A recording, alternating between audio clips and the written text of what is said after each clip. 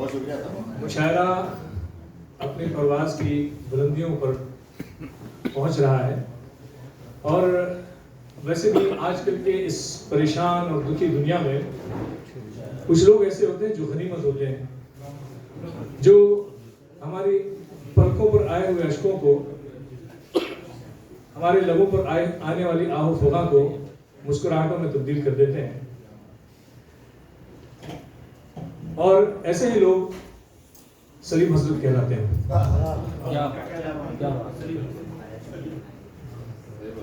ये वो शख्स हैं जिनका मुझ पर ये इल्जाम है कि अच्छे भले इंसान को शायर बना दिया, बल्कि शायरों के जुमरे में शामिल कर दिया है। हंसतों को अपने अंदोहनाक किस्से सुना सुनाकर रुलाना और रोतों को खुद अपने अजीबोगरीब हालात सुनाकर हंसाना, ये इनका तुर्रे इम्तियाज है। हालांकि अपने आप को किसी फिल्मी हीरो से कम नहीं समझते और ना ही मिजाज शायरी में किसी से कम है। शेर कहने पे आते हैं तो इनको एक माहौल दरकार होता है, बगैर माहौल के शेर नहीं कहते।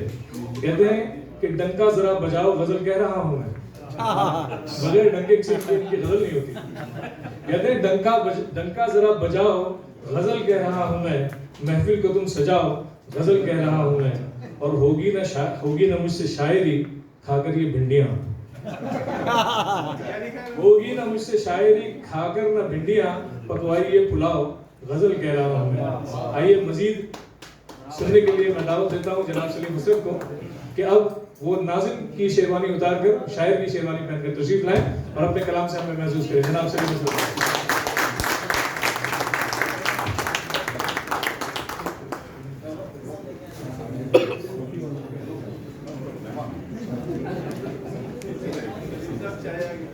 हाँ, मेरे को कुछ चाहिए बेटा, प्रधानमंत्री बनेगा।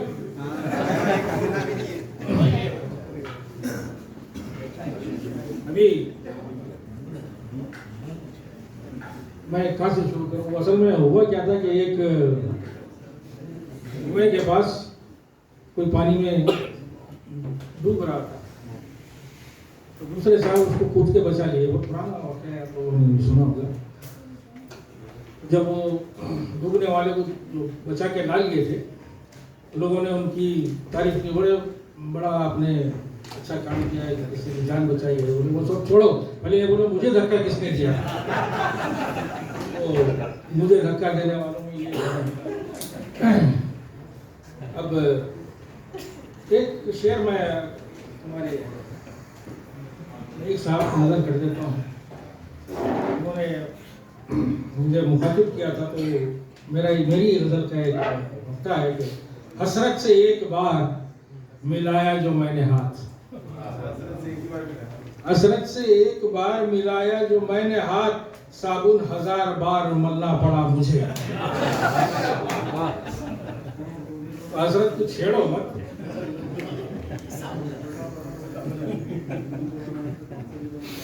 अब क्या रही उम्मीद, अब क्या रही उम्मीद तुम्हारे फिराक, अब क्या रही उम्मीद। हमारे अजनबियों का मामला है, फुरकत में जो है, हम दूरी में है, फिराक में है। अब क्या रही उम्मीद तुम्हारे फिराक में, दाढ़ी हुई सफेद तुम्हारे फिराक में। मसला ये है कि दाढ़ी सफेद है, बाल काले हैं, लोग समझ रहे ऊपर पेट हमारे नीचे। अब ये सफेदी देख के मेरे जैसे मेरे अपने नौजवान दोस्त बोलते हैं कि चिचा, खाली चिचा भी नहीं बोलते, साथ में बोलते चिचा है, आज आधी ना आधी रात कहीं कोई मारे तो पूरा गाड़ी क्यों मार लेना। अब क्या रही उम्मीद तुम्हारे फिराक में, दाढ़ी हुई सफेद तुम्हारे फिराक में, हसरत की आरज़ू का दीवाला निकल गया, हसरत की आरज़ू का दीवाला निकल गया, मिट्टी हुई पलीद तुम्हारे फिराक। तो बड़े गौर से जो है ना, एक साहब मुझे घूरने लगे, आंख लड़ाने लगे, कथा हो गया था इसे। बीवी से आंख लड़ाओ तो कोई बात बने, बीवी से आंख लड़ाओ तो कोई बात बने, सालों पे रोक जमाओ तो कोई बात बने, डांटना बच्चों को हसरत है कहाँ कोई कमाल, डांटना बच्चों को हसरत है कहाँ कोई कमाल, सास को अपनी डराओ।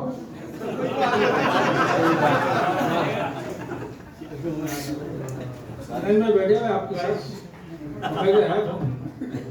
सोचा है आप कैसा डराऊं। अब मैं कुछ अशार आज मैं जल्दी खत्म कर देना चाह रहा था, तो जिया साहब ने कहा कि आपको एक ही गजल सुनाना है, तो मैं भी उल्टा करूंगा, 2-3 सुनाऊंगा। नाज नखरे भी हम उठाते, ये आप लोगों ने सुनी भी है, मैं फिर एक मरतबा कुछ नए लोग हैं तो नाज नखरे भी हम उठाते हैं, पैर बेगम के हम दबाते हैं। नाज नखरे भी हम उठाते हैं, पैर बेगम के हम दबाते हैं, और तन के फिरते हैं सामने सब, तन के फिरते हैं सामने सबके, घर में जोरू के जूते खाते। मैं तंज़ो मिज़ा का शायर हूँ कि कहीं तंज भी होता है, कहीं मिज़ा भी हो जाता है, तो तन के फिरते हैं सामने सबके, घर में जोरू के जूते खाते हैं, कल थे साथी वो हम निवाला वो, कल थे साथी वो हम निवाला वो, आज जो उंगलियां उठाते हैं। घर जमाई का दुख है ये यारो, घर जमाई का दुख है ये यारो, धौंस उस पे सभी जमाते हैं। हसरत अपनी भी है हंसे जी भर, हसरत अपनी भी है हंसे जी भर, यूं तो सबको ही हम हंसाते हैं।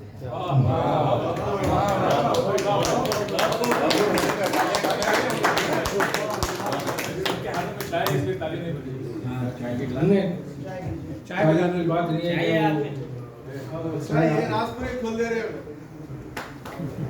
दिल्ली नलगुंडी का मैंने एक शेर शुरू में सुना था, आज पे याद आ गया, तो एक उन्हीं की ज़मीन में मैंने कुछ पैरोडी की थी, वो मैं सुना दूंगा। जिंदगी जिंदा दिली है, दखनी ले जाए थोड़ा सा आसान है, आप समझ जाएंगे, लोग दखनी नहीं जानते। जिंदगी जिंदा दिली है, दिल को बहलाना कहते,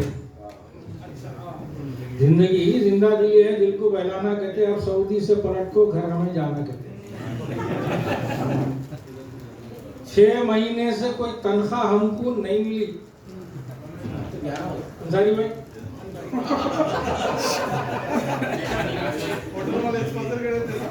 नहीं होंगे।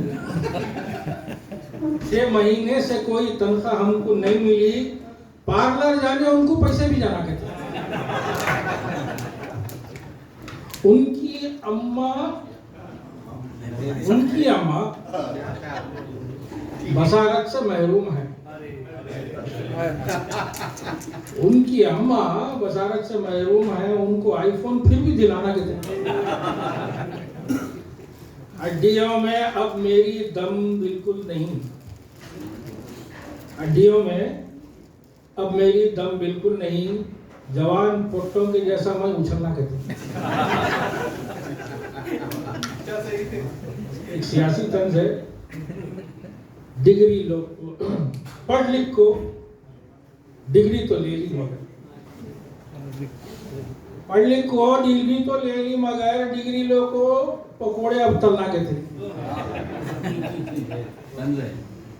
हसरत को ये मौका है कि हसरत को लोगा शिकारे ये अब, हसरत को लोगा शिकारे ये अब, रंग गिरगुट के जैसा ही बदलना कहते। बहुत बहुत शुक्रिया।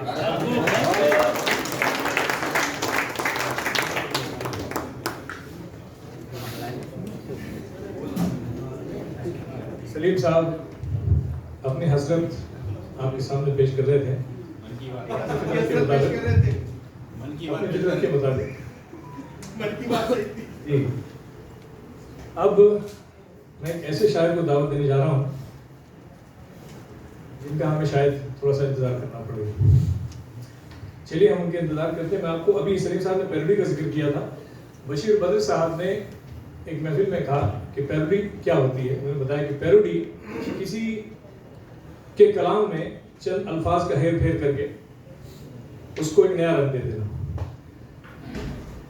तो एक शेर किसी शायर का था, मुझे शायद नाम याद नहीं, कि शायद मुझे निकाल के पछता रहे हो आप। कदीर सिपाही का शेर है, सलीम भाई शुक्रिया। कदीर सिपाही ने कहा कि शायद मुझे निकाल के पछता रहे हो आप, महफिल में इस ख्याल से फिर आ गया हूं मैं। तो बशीर बदर साहब ने यूं कहा कि मैंने इसके अंदर कुछ तब्दीली करके पैरोडी यूं की कि शायद मुझे निकाल के कुछ खा रहे हो आप, महफिल में इस ख्याल से फिर आ गया हूं मैं। और जिनका मैं इंतजार कर रहा था वो भी आ गए हैं। वो एक ऐसे शायर हैं जिनका ताल्लुक बरतानिया लंदन से है। यूं तो आबाई शहर कराची है, लेकिन जद्दी और पुश्तैनी ताल्लुक हिंदुस्तान की मशहूर रियासत के शहर बिहार के शहर मुजफ्फरपुर से है। और इसी निस्बत से जनाब सैयद अकबर अली आदिल मुजफ्फरपुरी कहलाते हैं। चूँकि आप कराची यूनिवर्सिटी से अर्जियात के माहिर हैं, मास्टर हैं, लिहाजा यहाँ वो हेलिबर्टन कंपनी में माहिर अर्जियात की जिम्मेदारियाँ निभा रहे हैं। और शेरगोई आपको विरासत में मिली है। बचपन ही से शेरी और अदबी नशिस्तों के माहौल में पले बढ़े हैं और अब खुद मुशायरों की रौनक बन रहे हैं। आप न सिर्फ पाकिस्तान और सऊदी अरबिया बल्कि दुबई, कतर और लंदन में भी मुशायरों की ज़ीनत बन चुके हैं। उर्दू की तरवीज के लिए कई अदबी इदारों और अंजुमनों से भी मुंसलिक हैं। मैं उनका एक कथा गुज़ार करके उन्हें दावत कलाम देता हूँ। वो कहते हैं कि कच्ची ज़मीं थी इसलिए दीवार गिर पड़ी, कच्ची ज़मीं थी इसलिए दीवार गिर पड़ी, देखे जो ऊंचे ख्वाब तो दस्तार गिर पड़ी। और आगे खड़ा प्यादा जो उसने हटा दिया, आगे खड़ा प्यादा जो उसने हटा दिया, फिर उसके बाद शाह की सरकार गिर पड़ी। भरपूर तालियों का इस्तेमाल कीजिए और आगे मुजफ्फरपुर साहब।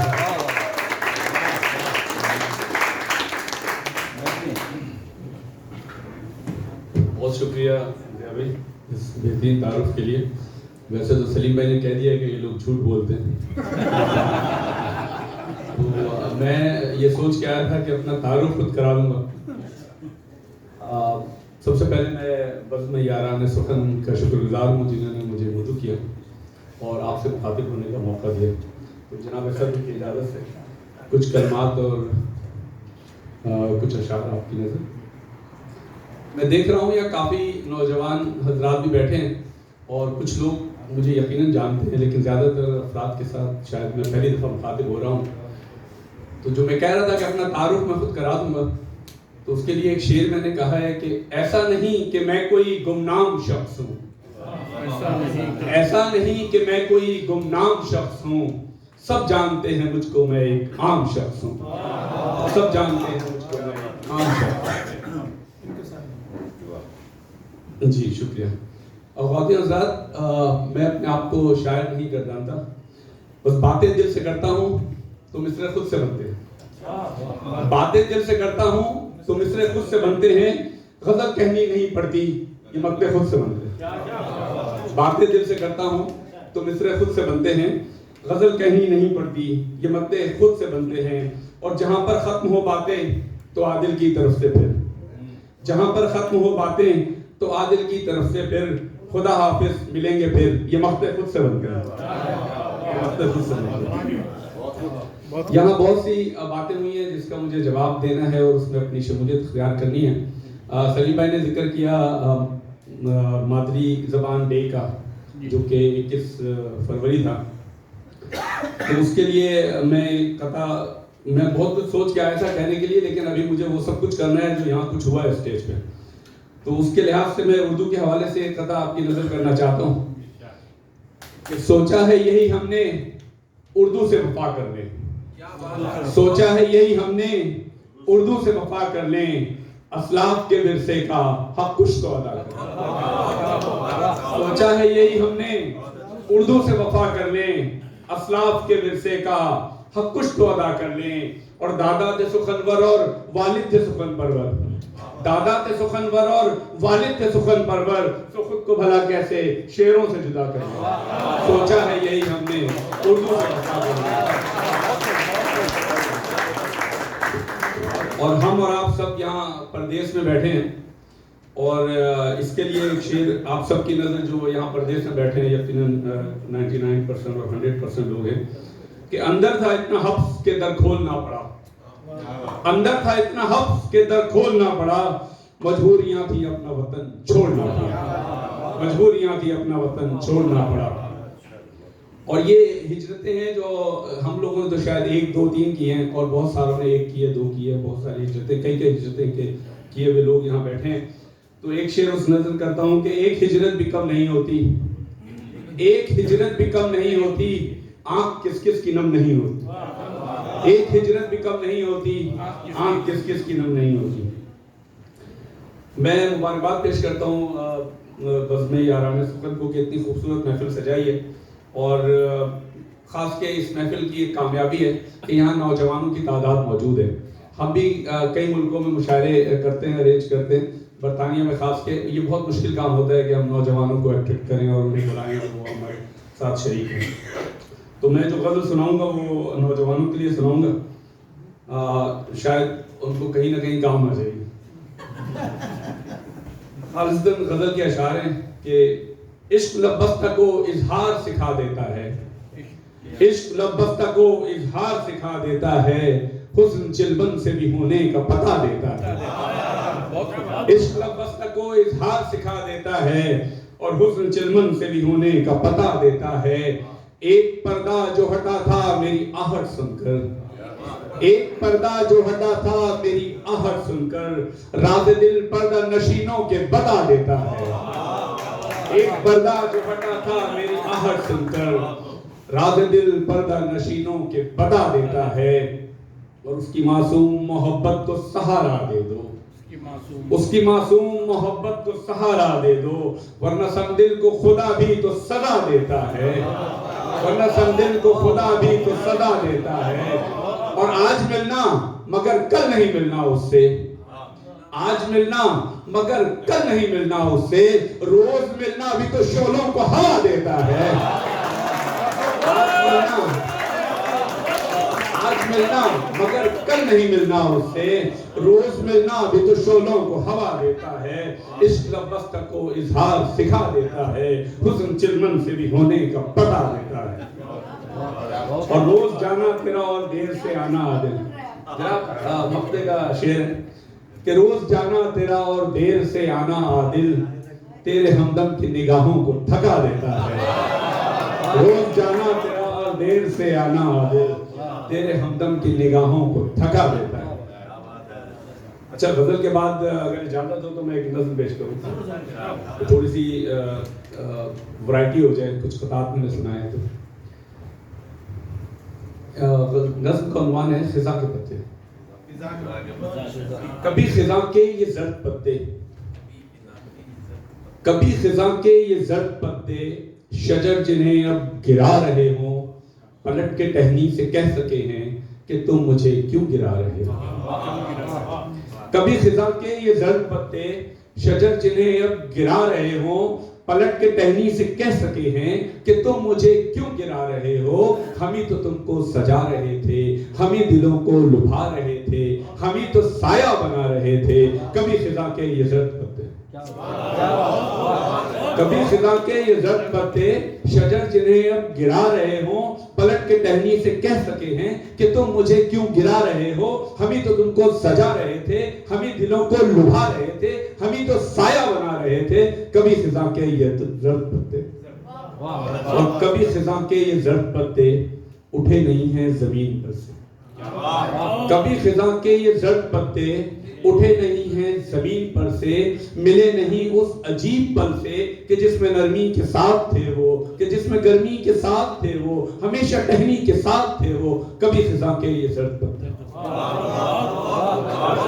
बहुत शुक्रिया, ज्यादा चाहता हूँ, मेरे साथ काफी देर हो गई है। Thank you.